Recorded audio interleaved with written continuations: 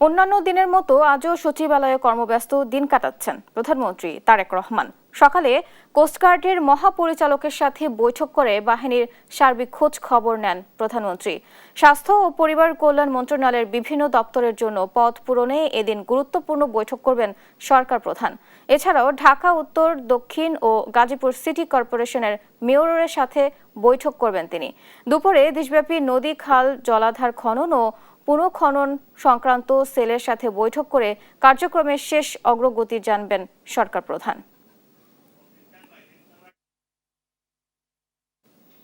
দর্শক, সচিবালয়ে রয়েছেন সহকর্মী সাইফুল রিপন, সরাসরি যোগ দিচ্ছেন তিনি। সাইফুল, প্রধানমন্ত্রীর আজকে কি কি কর্মসূচি রয়েছে, কি তথ্য আছে জানাবেন? সকাল ৯টায় সচিবালয়ে প্রধানমন্ত্রীর কার্যালয়ে ইতিমধ্যেই অফিস শুরু করেছেন সরকার প্রধান তারেক রহমান এবং দিনের শুরুতেই ৯টা ৪৫ কোস্টগার্ডের মহাপরিচালকের সাথে তিনি বৈঠক করছেন এবং সেই বৈঠকে আসলে বাহিনীটির সামগ্রিক খোঁজ খবর নিচ্ছেন। এই বিষয়টি আমরা জানতে পেরেছি এবং এর পরবর্তীতে কিন্তু তিনি 10টা নাগাদ স্বাস্থ্য ও পরিবার কল্যাণ মন্ত্রণালয়ের মন্ত্রী এবং প্রতিমন্ত্রীর সাথে মতবিনিময় করবেন এবং সেই মতবিনিময়ে মূলত স্বাস্থ্য ও পরিবার কল্যাণ মন্ত্রণালয়ের যে বিভিন্ন দপ্তরের শূন্য পদগুলো রয়েছে সেগুলো পূরণ করা যায় কিভাবে সেই বিষয়ে নির্দেশনা দিবেন এবং 11টা নাগাদ ঢাকা উত্তর, দক্ষিণ এবং গাজীপুর সিটি কর্পোরেশনের যারা প্রশাসকরা রয়েছেন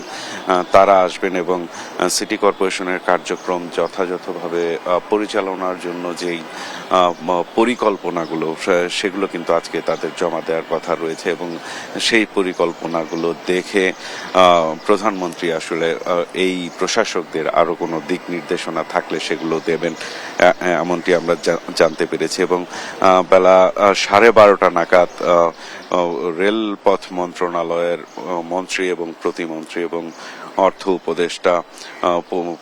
অর্থ প্রতিমন্ত্রী, পরিকল্পনা মন্ত্রণালয়ের সচিব,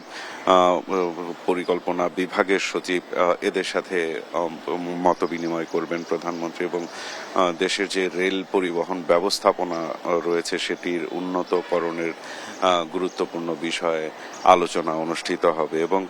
দুপুর 2টা নাগাদ দেশব্যাপী নদী, নালা, খাল, জলাধার খনন এবং পুনর্খনন সংক্রান্ত সেলের যে সভা সেই সেলের সভায়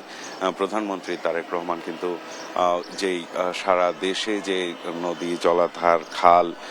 খনন এবং পুনর্খননের যে কার্যক্রম সেই কার্যক্রমের যে অগ্রগতি সেই অগ্রগতিগুলো জানবেন এবং প্রয়োজনীয় দিক নির্দেশনা দিবেন এবং অন্যান্য দিনের মতো আজকে সকাল থেকেই কিন্তু তিনি কর্মব্যস্ত দিন শুরু করেছেন এবং আমরা যতটুকু দেখেছি এবং সরকারের বিভিন্ন সংশ্লিষ্ট বিভিন্ন মহলের কাছ থেকে আমরা জানতে পেরেছি যে এই সরকার দায়িত্ব গ্রহণের যে প্রথম 180 দিনের মধ্যেই দৃশ্যমান কিছু অগ্রগতি কিন্তু সরকারের পক্ষ থেকে দেখানোর চেষ্টা চলছে এবং কার্যকর সেই পরিবর্তন যেন হয় সেই বিষয়টি নিশ্চিত করার জন্য কিন্তু প্রধানমন্ত্রী তারেক রহমান প্রত্যেকটি মন্ত্রণালয়কেই প্রতিদিন তদারকি করছেন এবং নানাভাবে দিক নির্দেশনা দিচ্ছেন। বুবলি।